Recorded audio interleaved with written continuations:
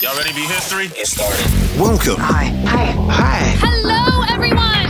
To the Pro Audio Suite. These guys are professional. They're motivated. Thanks to TriBooth, the best vocal booth for home or on-the-road voice recording. And Austrian Audio, making passion heard. Introducing Robert Marshall from Source Elements and Someone Audio Post, Chicago. Darren Robbo Robertson from Voodoo Radio Imaging, Sydney. Tech to the VO Stars, George the Tech Whittam from LA. And me, Andrew Peters, voiceover talent and home studio guy. Line up, ladies! Here we go. And welcome to another Pro Audio Suite, thanks to Austrian Audio, making passion heard. And also TriBooth, don't forget the code TRIPAP200. That will get you $200 off your TriBooth. Please buy one because we want to keep TriBooth as a sponsor. You know, it's all about numbers.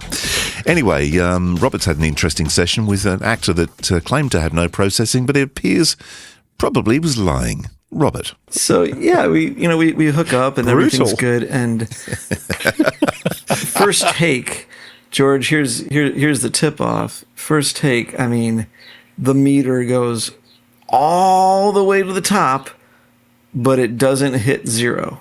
Yeah, okay. Like there's no way. The zero. There's no way. And I'm like, can you turn that That's down? a light touch. Yeah. Yeah. And well, first I'm like, are you processing? Because it also just had that compressed sound, and you know it. I know he's a radio you guy. recognize compression when you see it or hear it. Like he's a radio guy, and I know like a lot of times radio guys like their compression. I think maybe I'm they have a strip. Stereotyping that. Yeah, and I'm like, do you have anything on your mic? Are you processing? He's like, no, not at all. I'm like, all right, well, can you turn it down? Like you're like louder than the clients. You're louder than everything here. The spot's not even that loud. So he turns it down, and then the meter just doesn't move beyond minus 12, but it's like magic. Yeah. Like, oh, he turned down the output. He turned down the output. Yeah, whatever. Okay. He was still hitting that compressor and I think limiter. Limited by the sounds of it. I asked so he him, didn't turn down his preamp gain. He turned down the output gain, that was sending to you. Okay, so he technically turned it down. He so turned this it guy's down. cheeky. I mean, he turned it down cheeky. like 10 decibels because it was cranking.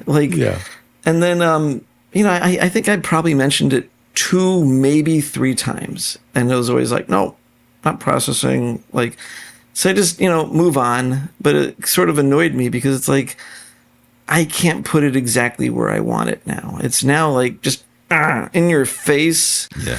I know where you're going, but for the listeners at home who listen to you and me bitch on and on each week, what corner did this guy now paint you into? He's just like in your face, like, and there's no subtlety to the read anymore.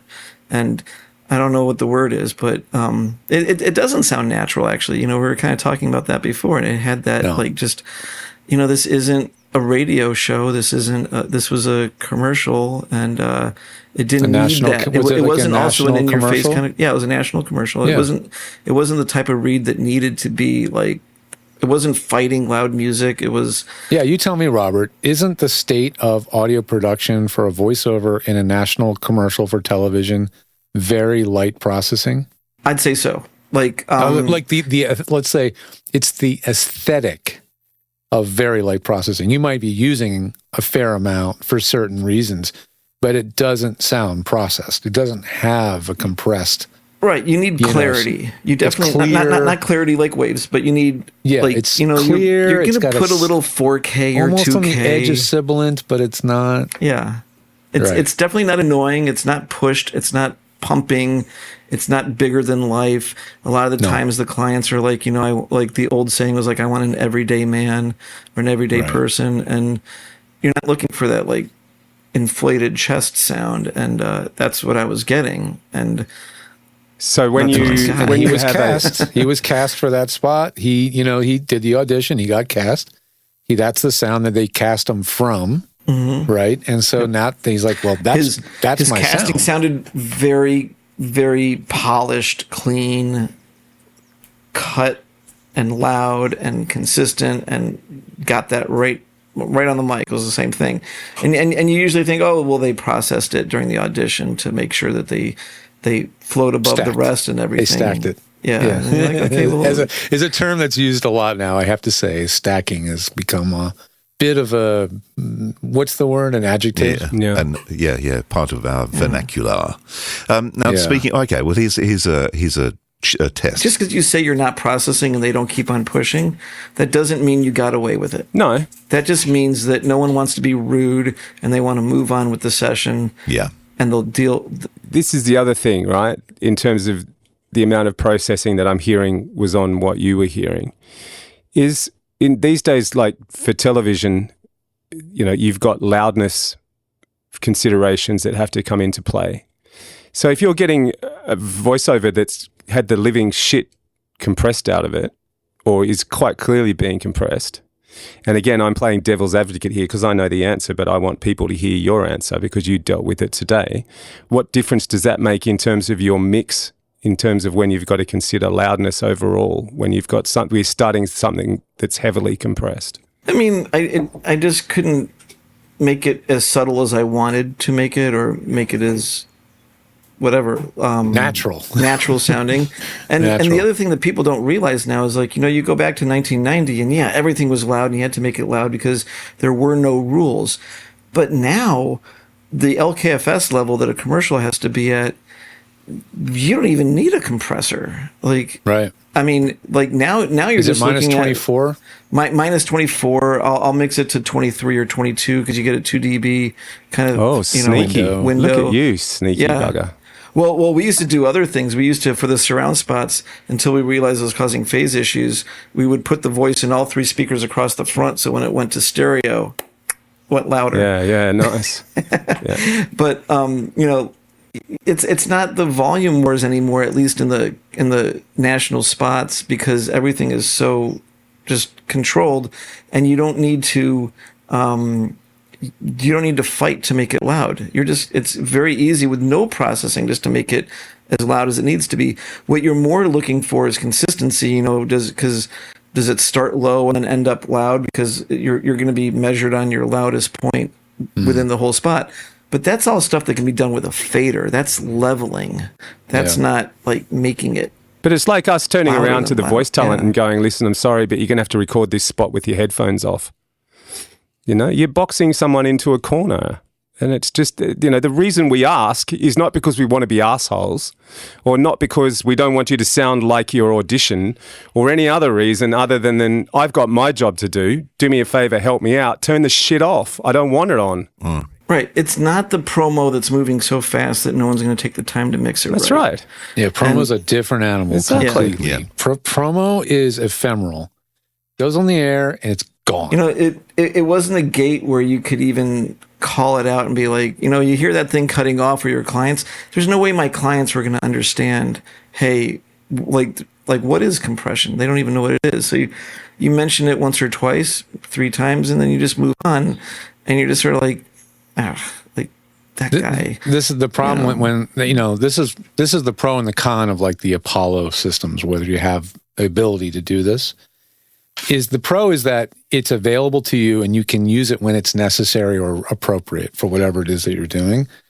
It's also a pro to know that you can be easily shut off with a single click, and that you can get back to the setting that you had before, and you can have multiple settings. So you can have an infinite number of versions, right? The folks that are using Symmetrix 6200 or a Symmetrix 52080 or a DBX, whatever it is. Get a grease pen.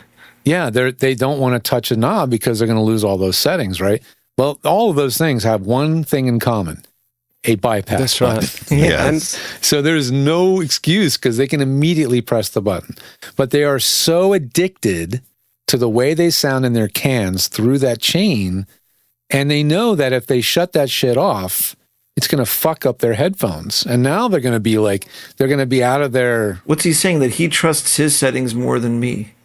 Yeah. Well, he's saying, I want to hear it. He's saying that's what I want to hear and not what you want to hear. And that's my point. Problem. I shouldn't say he, they. Sorry. Yeah.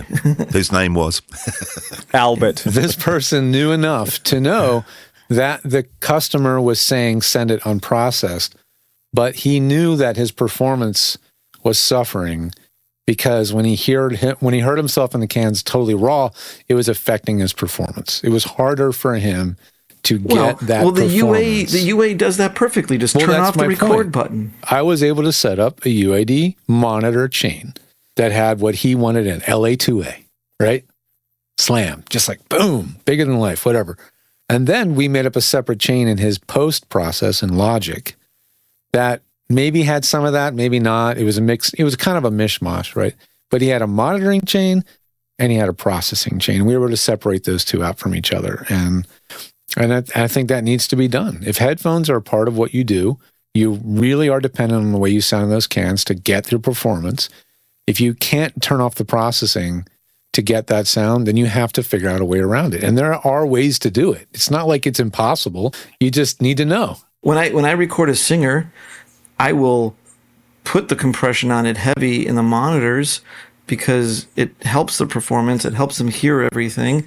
It makes it so that they're not trying to push too loud and they can have that subtle performance and they're not trying to float above, get themselves voice above everything.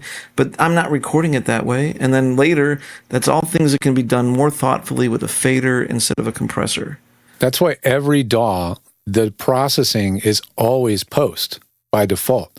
It does not record the processing on that channel. Except for Reaper gives you the option. Reaper does have a pre-effects that is unique to Reaper. But on others, you have to go out of your way to make an aux chain and then send it back into another track. Burn it into the file, right. Yeah, and you can do all that, which I do sometimes too, but you have to go out of your way. But that's why it's always a post thing. We want, as engineers, to record the pre-fader, pre-processed, raw audio on the whole and make that decision coming back later. to what you want to hear. I mean, Robert, you're a music engineer. You would know this. There's debate out there in music producer or music engineer land. Do you mix into a compressor or not? There's plenty of people who'll sort of have a slight compressor happening over the mix from the moment they press start mix. And then there are others who won't do your mix into a compressor so if there's it's this going whole to idea tape of or backwards going mixing into to monitors. They'll put a compressor on just to sort of control everything And then mix into it. And then that's not their master. That's just a compressor on the stereo mix to sort of keep everything in check. And there's debate. It's a bus compressor. There's plenty of people out there who'll go, yeah, I do. And there are people out there who go, there's no way I would. But Right. That's not. Are you asking me how I do it? Well, actually, yeah, that would be interesting. I mean, I can make a few comments on that. Like, number one, if I'm moving fast, I'll mix into a compressor. I'll mix and master all in one pass. I had a client the other day that was like, the other studio's telling me that I need to master it, and are they ripping me off? I'm like, no, they're not really ripping you off, but if you know what you're going for, you can kind of hit them, hit both in one stroke. And maybe, these days people are just doing songs and they're putting them up on YouTube and there's not an album. If you're mastering and you're looking at the whole album, you need to master. If not, you can kind of mix and master in one shot, especially because you're not sending it to somebody else for their opinion. If you're the same person who's going to mix and master, hey, why not do it in one shot? If I'm trying to move fast, I'll mix into a compressor. But I don't think you necessarily get the most detailed mix that way, because there's a certain point after which you start pushing all your faders up and it just doesn't matter anymore. I think that's the point, is like, do you monitor? I know we're going way off topic again as usual, but it's like, are you better off as the engineer mixing through compression that you're monitoring versus printing that compression? Because you just want to hear that mix monitored through that bus compressor. During the session, it's nice to record through a compressor so that you just are hearing the details of that vocal and you know if you're any problems, and the singer knows that they're not pushing too loud and you're getting a nice dynamic. But now you're mixing. You're in the mixing stage and you're mixing through a bus compressor. Are you always printing that compressor, or are you monitoring the compressor because you want to hear the way it would? I used to do it where I would mix into a compressor just to have an idea of how it's going to be. And I got burned one time because I did one of these albums where the band had this engineer do 3 songs and that engineer do 3 songs. And one of the engineers just sent them a pretty much mastered mix. I mixed it, and I did, especially because often when you send the clients home with the mix, you throw it through a quick master, because if not, they're like, it just doesn't sound right. I can't. So you're like, here you go. Here's just a smack compressor to get it into place so you can listen to it relative to other things and have an idea. And then when I sent it off to the mastering engineer, I turned all my stuff off. Came back, and this guy sucked, and like my stuff sounded like small, and the other guy's stuff sounded big because he didn't put anything on my. And I so wish glad I you had just said been this. like, here it Okay. is. I'd done that. I thought you were going to do it better because that's what you're supposed to do as a mastering engineer, but you didn't do any of it, and now I'm forever stuck in this. Like my mixes sound small. Thank you, Robert. I have to thank you. I'm going to send you one of those edible arrangements, whatever you Edible want. undies? Because this is why I set up stacks for voice actors. They have to know, if they don't know who the client is, this is especially for pay to play. I would say this is mainly pay to play. And the pay to play client says, we want the audio raw.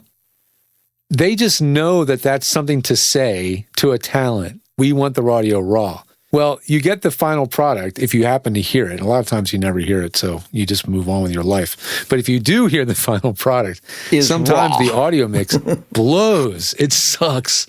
It is not well mixed. The voice is totally flat. It's not compressed. I hear stuff on YouTube ads occasionally, even television, proper television ads that aren't mixed. And so it's this weird thing that actors have this razor's edge where it's like with enough experience, you start to learn that you have to actually process certain things because if you don't, nobody else is doing it. That used to only be in promos. That's a tail wagging the dog problem now where we have to figure that out. That used to only be in promos where they would record the promo straight to the tape. And before you knew it, it was on the air, and they were just moving so fast, no one had any time to think about it. That's just moving fast, yeah, moving fast. Yeah, but the trouble is, a lot of times when they say they want the audio raw, it's not what you think they mean. What they mean is they don't want any music or sound effects. Sound effects. That's what they mean. It's that, and so the interpretation is, okay, no processing. No, what they want is no sound effects or music. They mean clean. Because they're clueless. They have no idea what they're doing, so they don't know. Yeah, it's jargon, and those They jargon don't know their terms. Yeah, that doesn't translate, across cultures or even from, one studio to another, what raw actually means. That's a really good point. Anyway, I'm not trying to defend my use of stacks or setting them up for clients because they really need to listen to what they're putting out. If they're just hitting a button and sending it. No matter what you do, you're screwed if you do, you're screwed if you don't. If you don't, the wrong client doesn't process your audio. Now you don't sound as good as you could, or you end up pissing me off because I'm going to process your audio the way I want it processed, and now I'm pissed off at you for processing it and not giving me a choice. Yeah. There's also the belt and suspenders, which is you track it raw and you have a stack, you send them both. Well, this was a live session. This wasn't like, Yeah. Here's the perfect analogy, right? You walk into a really nice steak restaurant. And you sit down to order a steak, and you go, "Yeah, I'll have a sirloin, and I'll have it blue, thank you," because that's my choice. But the chef goes, "Oh no, sir, I'm sorry, you cannot have blue. You must have well done, and you must have the onion gravy." And it's like, hang on, that's not what I'm ordering. I'm ordering a steak blue with mustard, please. But you're being told, and it's the same when you sit down in a session and this dude's refusing to turn his compressor off. He's like, dude, don't try to sell me what I don't want. Yeah, but I got a feeling this guy doesn't know how to turn the compressor off. Well, it doesn't want to. I think George's story is more up my alley in terms of, and the reason I've got a bugbear, by the way, can I just say, is because the moment Robert opened his mouth on this, I had a session last week with a very well-known Australian voiceover artist, and I had this exact argument. And at the end of the session, I was so pissed off, I rang his agent and told them. Did you finally give in, Andrew? Did I give in with? No. Yeah, no, it wasn't me. I'm joking that it was you. No, it wasn't Andrew. But it wasn't Andrew, but this guy should know better. And now his agent, to be honest, the guy makes so much money, his agent probably just went, Robbo rang and complained. But get fucked. Give me what I paid for. I think I know who that was. I've got a horrible feeling I know who that was. But anyway, I'm not going to name names. But the interesting thing is in the good old days where we used to go out to studios with engineers that I sort of had some sort of friendship with or whatever, I'd always ask them after we'd done the session, what are you going to do to my voice? What processing are you going to use? And a lot of the time I'd sit there and I'd watch them after the session if the client had gone or, and just see how much they put on. And in most Not cases, much. they didn't put much at all. Totally. Yeah. Very little. So and they had a my good question was going to room. be, once again, to Robert and Robbo was, if you were doing a session with me for a commercial and it was like a, not a big promo kind of thing, just a nice conversational kind of commercial, what processing would you use on my voice? What would I would probably just Well, I'll interject real quick and say that, Andrew, that is testament to your performance. Like, obviously it's the room, it's the mic, it's all the way down, but it starts with you because you have excellent control of your instrument, your delivery, your dynamics are consistent, all these things. So they do absolute bare minimum to the processing. Yeah, because they don't need to. I would basically probably just put a very, very low set high pass filter. If I didn't hear any thumps, I'd probably just still put like a, whatever, even like 40 hertz high pass filter with a very gentle slope. I'd probably maybe bump the high EQ around 2 or 4K, a dB or 3, and then a light sort of fast-ish compressor like LA2A style, 2-3 dB. And then everything else, I would just push the fader for what I needed it to be. And that's about what I'd do, probably. And maybe with you, probably not, but maybe I'd have like a little de-esser. I don't really use a de-esser. I tend to use a multi-band compressor with just a high, just kind of tapping the high frequency down a little bit. A nuanced Yeah. de-esser. Yeah. Or DIY a flexible de-esser. de-esser. And what would you do with Andrew's voice, processing wise? Yeah. Look, LA2A goes on most things for me, and that would probably be it. A little bit of EQ, like Robert's talking about. Do you have the switch in compressor mode? I or like it in limiter compressor mode, Yeah, I but like there's that. another bone of contention, isn't there? Let's be honest. Would you put a high like pass it in filter on it compressor. anyways, even if you don't hear anything in there? Probably, Yep. yeah. Probably take some of that. I'm sort of I mix voiceover like almost like vocals. Like everything that's unnecessary goes.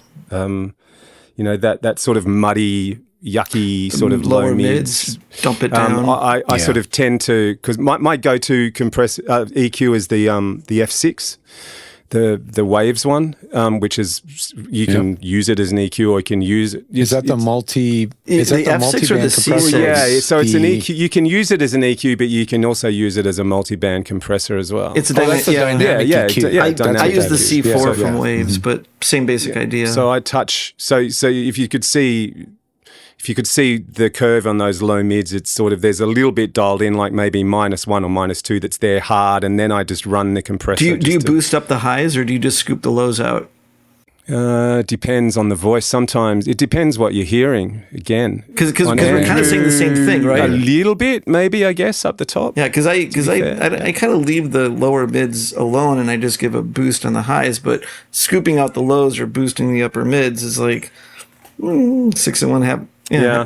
It's a tilt. And then I like tilt. Actually, I've just realised that I've actually done jobs worked with both of you, actually, Robert and Robbo, we should compare. because we did some stuff My for stuff Source Elements. always I sounds forgot better about than that. Robbo's, right? Oh, yeah. Of course it does, Robert.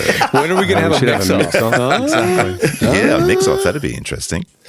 I'd be interested to see what audio you're going to send him, though, AP. I mean, if you send him pristine audio, that's not fair. He gets a head start. Yeah, that's right. Compared to all the Compared to bullshit the I shit he give sends me. Robbo. No, but that could be a really interesting one to do. I'd send you both exactly the same file and just see what you both come back with. And then you can That could be our impressive. two hearing curves from that. Yeah. Which one's deafer than the other one? Exactly. Well, surprisingly, I was at the audiologist about 3 or 4 months ago, and What was that? yeah, What'd I you can't remember. say? I'm sorry, How'd what you did you say? Yeah, huh? I think my headphones have just stopped. Hang on. I mean, that's Well played, well played. anyway. Yes. No, we should do that. I'll stump up. It's fine. Well, that was fun. Is it over? the Pro Audio Suite, with thanks to TriBooth, and Austrian Audio. Recorded using Source Connect. Edited by Andrew Peters and mixed by Voodoo Radio Imaging. with tech support from George the Tech Whittam. Don't forget to subscribe to the show and join in the conversation on our Facebook group. To leave a comment, suggest a topic, or just say g'day, drop us a note at our website. ProAudioSuite.com.